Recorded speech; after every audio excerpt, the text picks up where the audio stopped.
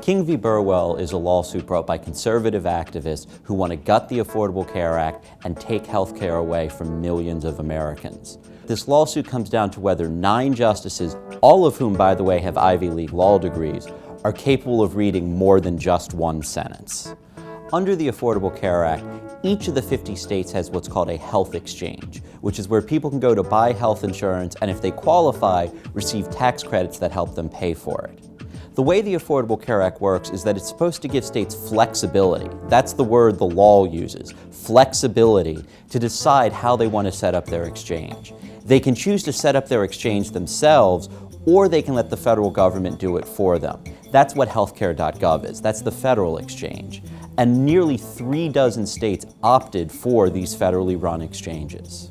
The plaintiffs in King argue that if you live in one of the states with the federally run exchanges, which is as many as 3 dozen of them, you are not eligible for one of the tax credits under the Affordable Care Act. They base their entire argument on just 6 words of the law. These 6 words: an exchange established by the state.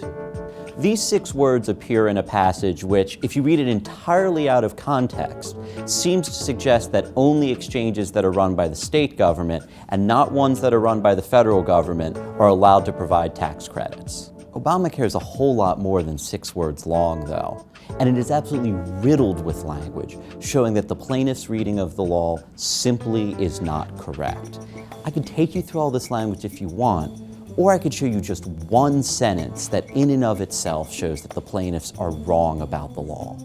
An exchange shall be a governmental agency or nonprofit entity that is established by a state.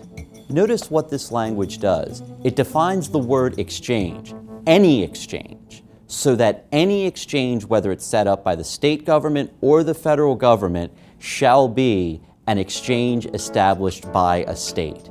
There is no difference between federal exchanges and state exchanges under the Affordable Care Act, and both of them are allowed to provide tax credits.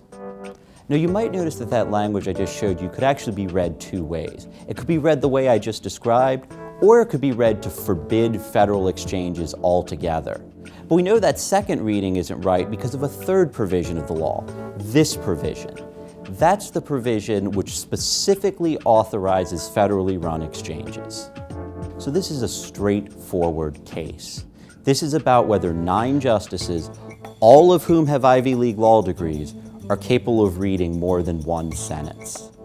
If the justices don't bring their politics to their bench and they read what the law clearly says, the government's going to win this case in a walk, and millions of people will get to keep their health insurance.